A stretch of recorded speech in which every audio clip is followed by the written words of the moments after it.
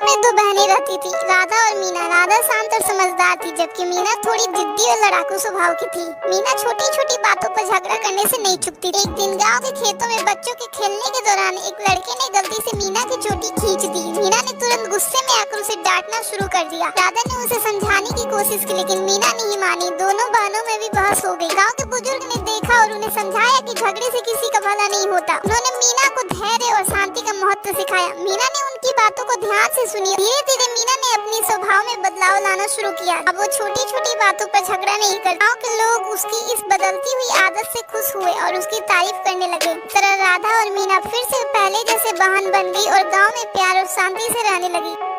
ये कहानी है महाभारत की, जिसमें एक दिलचस्प पात्र है गांधारी का, जो धृतराष्ट्र की पत्नी थी। गांधारी चाहती थी कि उसके 100 बेटे हों और वो उनके पति धृतराष्ट्र के जैसे शक्तिशाली हों। ऋषि व्यास ने उसे ये असाधारण वरदान दिया और गांधारी गर्भवती हो गई।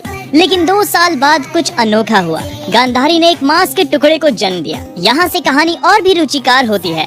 ऋषि व्यास, जो अपने गहरे ज्ञान के लिए जाने जाते थे, उन्होंने उस मांस के टुकड़े को 101 हिस्सों में बांट दिया।